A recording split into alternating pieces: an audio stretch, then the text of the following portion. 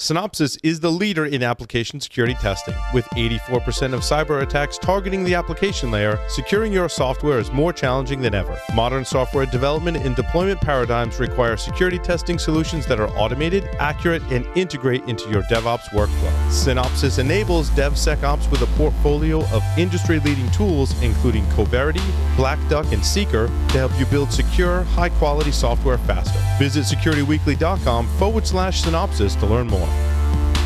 Nearly every business today relies on mobile applications, yet the vast majority do not adequately secure them. Once downloaded, mobile apps escape your control outside the secure network perimeter, thus making them easy targets for hackers. Enter GUARDSQUARE. From the makers of ProGuard, GUARDSQUARE integrates transparently and seamlessly into the development process, adding multiple layers of protection to Android and iOS applications, and effectively hardening apps against both on-device and off-device attacks. Request a demo today of GUARDSQUARE at securityweekly.com/GUARDSQUARE.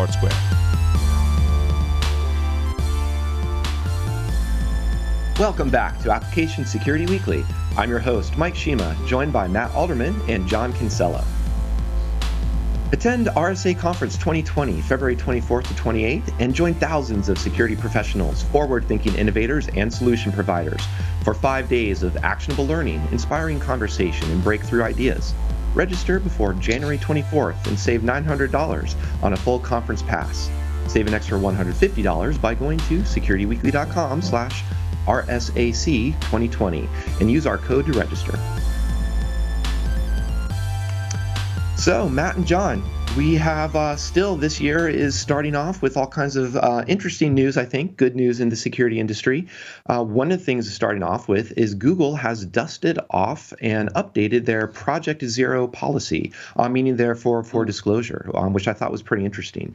And one of the things that was interesting about it was that they're taking as they say, they're trying to be simple, fair, and consistent. But what they've done is basically say, we're going to disclose everything on day 90, regardless of when it was fixed.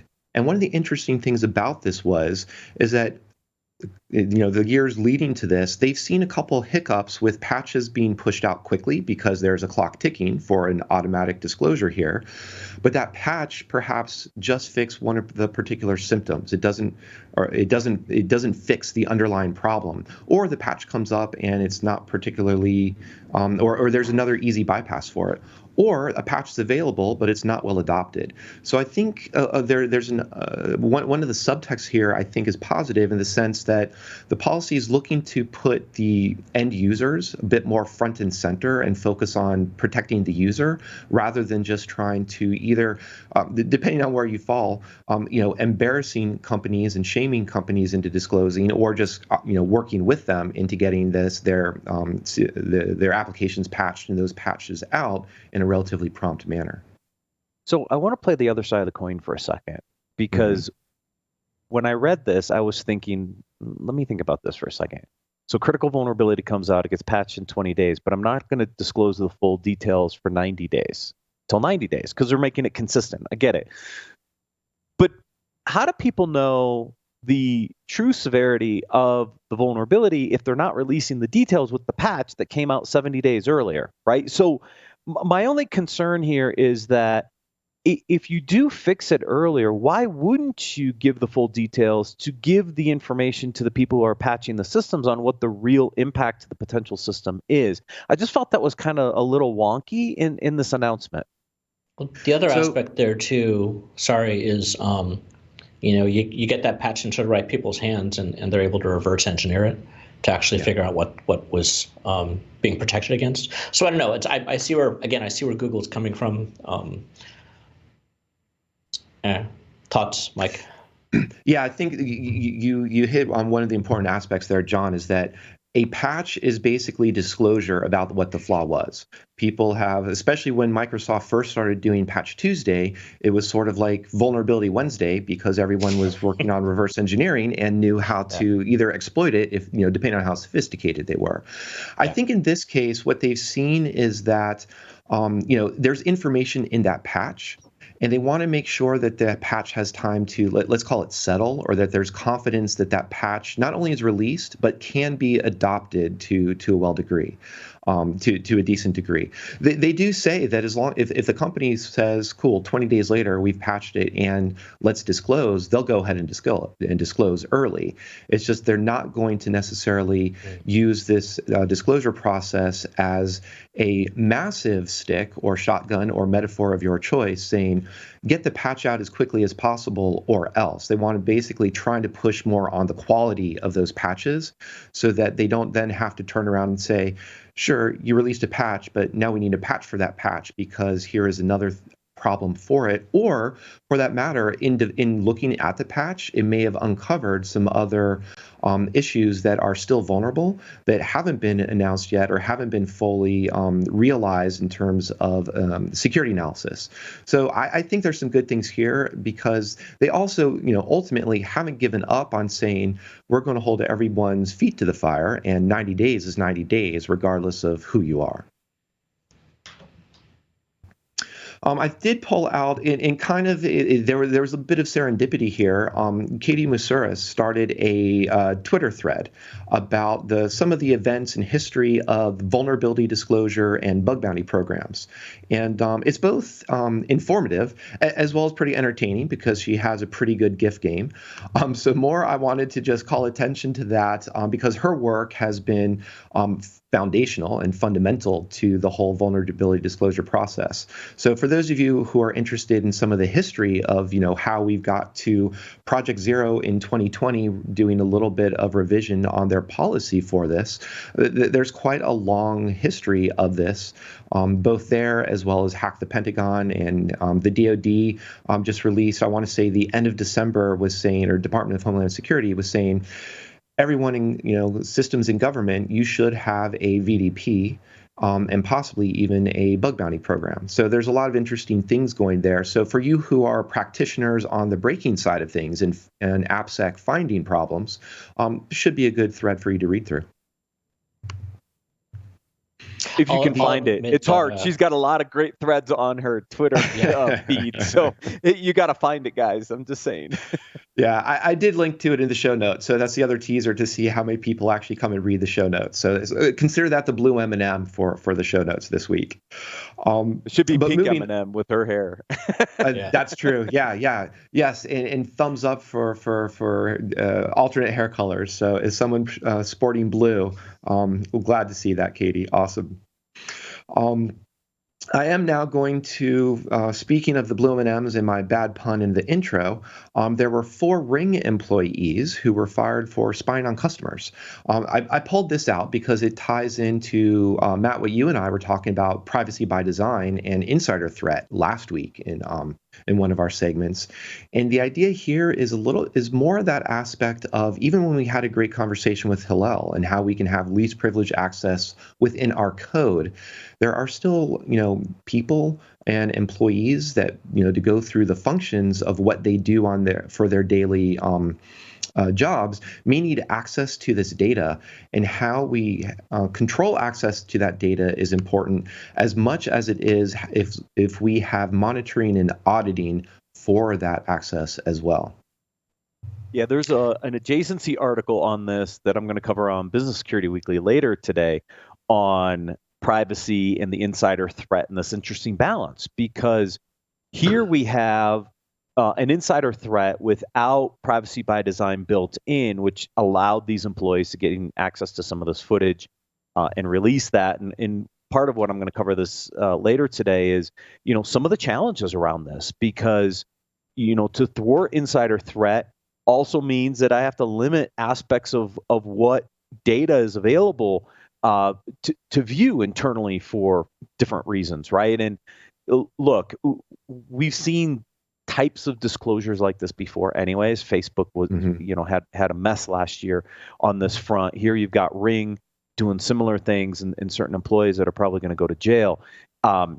This is a really hard problem to solve, but if you are taking the principles, even though no one's doing it really yet, around privacy by design, you would limit the ability for these types of insider attacks to happen. And, I'm looking through I keep notes in too many different places. So I've been listening to the Practical AI podcast last few months, and they had someone on recently. I'll see if I can get it for show notes. But really, what they're doing is there's a series of tools, which are not new, they're just new to me, that actually provide an interface for people to do both tuning of your ML algorithms as well as labeling and categorization of these items, right? Because that's really what's going on here, right? The reason a company like Ring has to provide access to this data, to these visuals, to their employees, is so that they can improve the ML models through your how do you train and categorize and label these things. So, and really what's happening is, instead of providing a solid tool which is going to control who's looking at what, when, how it's audited, what they did, all those type of things, they're probably providing a little more access than they should be. And long story short, what I'm trying to say is, it's for the startups out there and for the companies getting into the space, there's tools that exist for this that are free or commercial. So if you're in that area and you don't want to be Ring, take a look around. Yeah, I think that's a great point. And there's a lot of data scientists doing this work who just need access to the data in bulk, but they don't need it to, read through for their own, for their own personal reasons. And what's I think the other part of it that's good about this article is demonstrating there are consequences for violating policy and for bypassing these or what's the better word? Taking too much advantage of the permissions that they've been given. So building up this culture of consequences, I think, is equally important to building in what we're always going to talk about, automation, and forcing this through code as much as possible. Yep, just to got the name for folks that are curious. The product is looking for is Streamlit, STREAMLIT. They've got an open source version, but there's lots of tools out there to do this type of thing. Cool. Yes, more reasons to come check out our show notes. Yes. Now we're going to turn to, hopefully, Matt, we're going to try not to get this become too technical for you and lose you here. Don't want to put you on the spot, but SHA-1. SHA-1 is now officially practically broken, let me say. All the way back in 2005, there were some theoretical attacks for it. But now some researchers have talked, they talked about this recently at Real World Crypto, saying they spent around $45,000 in around a month of time, I think, to do a practical collision attack against SHA-1. So this is pretty interesting. And already, I think, I was teasing you a little bit, Matt. I think you already can kind of guess at what some of the problems here are going to be and why we should have been moving off of SHA-1 a long time ago. Yeah, I mean, the federal government ended support for SHA-1 back in 2010. So here we are in 2020, okay, 10 years after the government said, look, this is no longer an acceptable hashing algorithm. So now we have the attack. So it was the right call, but here's the problem. This stuff's all over the place. It's embedded in all kinds of places. It hasn't been upgraded in 10 plus years. Absolutely. And the other thing, too, is we saw, for example, Chrome, and Apple was doing something similar. All the browsers came out and said, starting by Chrome, saying, look, SHA-1, we kind of want to get rid of these for certificates. And I forgot to actually go back and look specifically how long that was, but I want to say it was at least a 2, if not a 3-year process for them to say, guess what, we're going to start deprecating this. Now we're deprecating it. Now we're actually calling these certificates insecure. And hey, certificate authorities, please stop issuing SHA-1 certificates at all. So this is a bit of a reminder that says, yeah, you should have already figured out a plan for this. But this is pretty complex in these ecosystems, because one of the things that I would call out is that it's really easy to just say, cool, our curl client, we're just going to adjust the command lines flags that we're going to use for calling out and interacting with other services. That was easy. That's 15 minutes worth of work to put into your Git repo, move on. But all of the services you're calling into, now they have to rotate their certs, update their certs, and so on. And that becomes very complex problem because you have a lot of different people with a lot of different incentives, a lot of different timelines, as well as just plenty of servers out there that are legacy and orphaned. There's no owner out there, and you just need to basically have that certificate die so the service dies and people stop using it, or it finally gets migrated to something good. So here's the question. we knew 10 years ago SHA-1 was theoretically broken, took 10 years to break it. What's the horizon for SHA-2, which was the obvious replacement for the SHA-1 algorithm? Where is it in its life cycle? And should I be looking at SHA-3 as my next step, or what do I do, right? Because this is going to be this evolution. And as we see quantum computing continue to pick up over the next 5, 10, 15 plus years, all these algorithms are going to be susceptible to some level of attack. And so where do people go from here? Is SHA-2 enough? Do they go SHA-256 or 512, or where do they go next to give them a horizon, a window where they don't have to deal with this for a while? Yeah, I guess I have two ways I would start to think about that. One is that SHA-3 was, I think, partly purposefully chosen. The algorithm behind it is a very different bunch of crypto primitives that are very different from, let's call it the Merkle-Damgard or the, of MD5, or the way that the SHA-1 and SHA-2 were designed. So the design is very different. That, again, we'll just say is different. That doesn't necessarily mean it's better. It's going to be any more resistant to something that's discovered 5, 10 years from now. But the other thing I think that will help us a bit more is that hopefully with moving to cloud, moving to, let's call it DevSecOps, agility, or the speed of development, is that the need to migrate may be pressing, but the ability to migrate will actually be a lot easier. And I want to say that, or at least I want to cross my fingers and say that with moving to the cloud, having so much of your infrastructure, your code, your policy as code, that having key management within the cloud, having something like Let's Encrypt and the Acme protocol to help a lot with these types of key rotation and key certificate management, I'm just going to cross my fingers and say, yeah, we're going to have these problems, but we'll be able to move on and rotate them or respond more quickly. And more quickly in this case may be actually 1 year rather than 1 decade. So take that with a grain of salt. The issue to me isn't so much the algorithm itself. It's going to be broken, right? The issue to me is with stored data, whether that's data you're purposely storing or data that someone, I was going to say when I was thinking about this, it could be only worry about stored data, not data on the wire. But if someone's, recording what you've got on the wire, same thing. So stored data, probably for this topic more in a cloud, if someone happens to get a copy of that, they hang on to it for 10, 15 years. They're going to be able to see what you thought was private. So I think that's one of the more, at least to me, one of the more fascinating and really interesting and OPSEC important aspects of this is not just so much picking a good algorithm or doing your key rotation or those type of things, but cleaning up of that old data, making sure it doesn't fall into the wrong people's hands. Or do we move to full-blown tokenization so it doesn't matter? You kind of randomize everything. Yeah, look at the discussion around TLS 1.3, because a lot of that and its use of, or its requirement of forward secrecy is one of those ways to try to get in front of, hey, here is someone who's just going to record all data and hold on to it for 10 years so that they can decrypt it later or compromise the cert and then go back and decrypt the data. TLS 1.3 has a lot of design that makes that a lot more difficult, or you can, even if you compromise the certificate, the private key, you're not going to be able to compromise the encrypted traffic as easily. And the tokenization, I think that's a great callback to privacy by design, because it's one thing to compromise an S3 bucket. It's another thing just to compromise an S3 bucket with a bunch of 64-bit random identifiers or a bunch of GUIDs.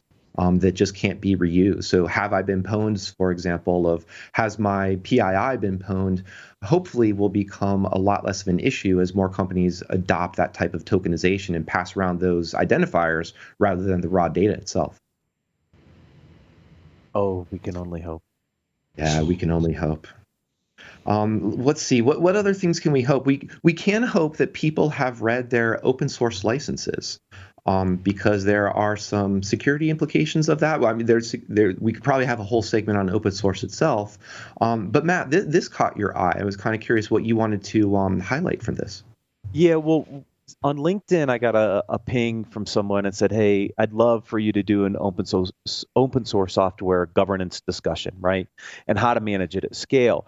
And this article happened to come across the wire this week, and I thought this was interesting because there's two main points in this article that I wanted to bring out. We see a lot more use of open source software, but there's some case law out there that says, look, if you're using open source, you're still responsible for the integrity of your application that uses the source code. You can't just blame the open source libraries and not have liability.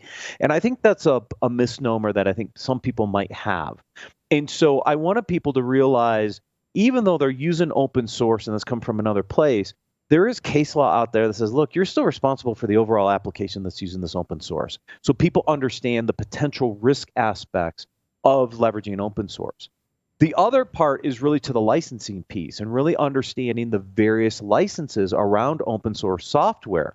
Are you exposing some of your intellectual property because you're using an open source library that requires you to disclose some of your stuff back, right? Again, it's a risk profile that organizations have to understand on the types of licenses they're going to allow and not allow in their projects moving forward to protect them legally and maybe protect some of their intellectual property. So I thought it was just a really good article for people to look at that are looking at different open source projects to say, what's the impact to us by looking at these different open source libraries? Yeah, it reminded me of a few years ago, I think 2 or 3 years ago, React.js from Facebook. Now, React, I will always talk about favorably as one of the best engineering solutions that, oh, by the way, pretty much got rid of cross-site scripting for us. So it's always going to be favorable for me. But it did go through a license discussion because Facebook put it out with essentially what was called like a BSD plus patents type of license, and the Apache Software Foundation did not react, very well to that. And so there are organizations out there that are looking to review how this licensing and the impacts on intellectual property and what the implications are. Of course, we're not talking about security here. We're talking about, we're perhaps talking about security of intellectual property. We're talking about also just risks, if we're to put our bigger CISO hat on perhaps, and what are risks to using this and making sure that we're going in with a full knowledge of it. And I think to your other point about the first part you're talking about, that using open source doesn't absolve you of taking care of security, that really just speaks to what the drum that AWS has been beating about shared responsibility. So here again is just another case of shared responsibility. You're using this open source, but you need to understand what dependencies is pulling in, as well as taking care to see how it is manipulating data, encrypting data, choosing right good encryption algorithms for that matter, and so on. Yeah, we had this argument back in the early days of Graham Leach-Bliley and third-party vendor management, because one of the ways the banks were offsetting risk was they were outsourcing a lot of functions, and the regulators came in and said, look, you can outsource the function, but you can't outsource the risk. Same thing with open source. You might outsource a piece of code, but the risk profile is still your responsibility in the application. And I think that's something that people just always don't think about, and you need to think about it, because Equifax is a perfect example of a piece of open source code that was vulnerable that led to a major data breach. So these issues are important. So there's a phrase out there in the legal world. It's skipping my mind right now, but more or less best practices. The package which Equifax got popped over was obnoxiously out of date and had known vulnerabilities in it. So I think I don't want to scare people. Is really what I'm saying here with my open source hat on, but I'm leaving off my Apache hat because I forget the details about that, the React license. But yes, you have to go to industry best practices, industry standards. You have to keep looking, is there a known vulnerability in it? But I don't want people to start thinking that, oh my God, we have to go and scan all this code ourselves and figure out a vulnerability no one else knows about. I don't think that would hold up in a court of law. No. It's more of a due diligence discussion, John, right? Have you done your adequate due diligence to realize that the libraries you're using don't have critical vulnerabilities that could compromise another piece of your code? It's kind of that base due diligence level that we're talking about. Yeah, and that I totally agree with. And then around the IP thing, it really only comes back to bite you if you're doing distribution. If for almost all these licenses, if you're using it internally, it's okay. The Category X thing around that Facebook fell into is, I mean, the blog post is an interesting read. They've got their reasons behind what they did. Like I said, I'm not fully up to date on it's. I forgot that was 3 years ago when Mike posted. I'm like, oh, again? No, it's an older blog post. So they claim they have their reasons. We all have sort of iffy thoughts about Facebook, but they do have a lot of good engineers and got a lot of good thoughts. So it's an interesting thought experiment, at least, about what to do with that. Yeah, and I think even for those of you who use the Mac, you've seen the default shell switch from Bash to was it Z shell now? Yeah. And again, it's very interesting to see how different organizations respond to licensing and how they choose them. Go ahead. On that one, do you know that was for licensing? Because I went Googling around recently and I didn't find a good solid answer on why they did that. Yes, my uninformed observation was, and what I had read was that it was around Bash licensing. But obviously, I think at this point we're possibly starting to dive into too much just uninformed conjecture. So maybe we'll put an asterisk here, do our research, and we'll come back with an actual segment that's going to help everyone out, and we can talk with a bit more authority on it. Other than hopefully, if you're writing your Bash shells to manage your cloud infrastructure, please at least move on to Python or something that's more readable. That's all I'm going to ask. But so moving on to other topics, I threw this in here. This might be more for your business side, Matt. Synopsys buys Tinfoil. So we see another company, or maybe we can call this a consolidation of essentially a bunch of different points along the CI/CD pipeline. So, software composition analysis, source code analysis, and now with Tinfoil, some dynamic application security testing. Yeah, I mean, what you have is Synopsys here, who's also a sponsor, by the way, continuing to build out their application portfolio. Like I said, I do a lot of investor calls around the market, and people, I'm a big app guy, right? App user data. And look, Synopsys has built a fantastic portfolio of application security companies. They've made a number of key acquisitions for 3-4 years now, building out a really strong application security portfolio. Tinfoil brings another piece into the mix. Now, I know Tinfoil from the days Paul and I were at Tenable, and we were asked to look at the different web app scanners that were out there. Our top list was NetSparker, Detectify, and Tinfoil. Those were our three. And if we were going to acquire, those would have been one of the three that we acquired. We ended up buying the Arachne source code to build their web app scanner, Tenable's. But they were on the top three list. We really like those products. So it's a very solid product. And what you're seeing now is somebody who's got a bigger application portfolio that sees how this fits into their overall strategy, bringing that asset into the overall mix.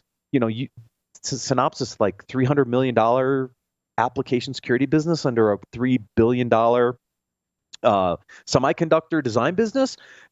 Big portfolio is sitting here, and they're just continuing to build it out, which I think is great.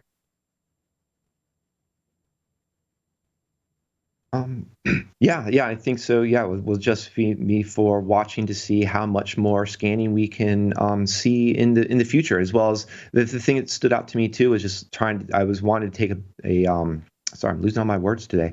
Take a look at their API security scanning, because the API scanning we talked a little bit about in 2019. I think is a topic to come back to, because that's what's going to be, I think, more interesting than just call it like generic black box web scanning.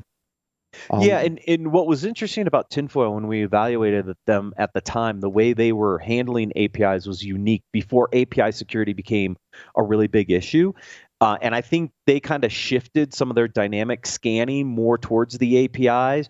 And so that's probably the benefit that Synopsys saw in the portfolio, was more of a focus around the API side of what they were doing at Tinfoil. Yeah, which is great for the world is now much more API. So definitely forward looking and a smart choice. And I did want to end with one final article here, that's about just rotating your certs within some Amazon services. But honestly, it was less about those specific services and Amazon in particular, but it was a chance to talk about certificate rotation. So here is one reminder about rotating some certs. The article explains why. It gives a nice timeline, a warning up through March. So you have at least 3 months to prepare before everything stops working for you. But also at the end of 2019, I think it was Cisco sent out an announcement. They had some like self-signed certs that were going to expire on December 31st. 2019, and that were going to possibly impact a couple different services. But what I wanted to point there is that when you're choosing, rotating certificates is necessary. Hopefully you have it automated, but you also actually should or could have control over when certificates can expire. And if you were, for example, to choose an expiration date on a, December 31st when everyone's out celebrating the New Year's, or it's going to expire randomly on a Saturday evening at midnight, that's not so helpful for your ops team, for your DevOps team. Why not just start to pick some things that are, here's an expiration date that actually is on a Tuesday, during business hours when people are working. So when everything actually starts exploding and stops working, and you can't quite figure out why until somebody points to the expired certificate, you actually have people in the office who can react quickly and can plan accordingly. And as well as just putting it on something like a Tuesday or something during the week is just a bit more friendly to the humans that actually have to deal with managing those certs. It's a great idea. So just wanted to throw that out there as here's your idea for something helpful from ASW. And it sounds simple, right? But it's like when I was doing the consulting thing, I used to rotate my GPG keys every January, first week of January, and man, after 2 or 3 years of lots of teeth gnashing from my coworkers and customers, I stopped doing that. Yeah, I didn't even think of that aspect too. So hopefully you've now rotated your GPG keys so they're not using SHA-1 in their fingerprints as well, now that we've learned that in this episode as well. I've moved over to a mental telepathy. It works way better. So I'm receiving, yes, thank you, John. John has just reminded me that we're also near the end of the segment today. So I want to thank you, Matt. Thank you, John, for joining us. Thanks, everyone, for listening in. We'll see you next week on Application Security Weekly.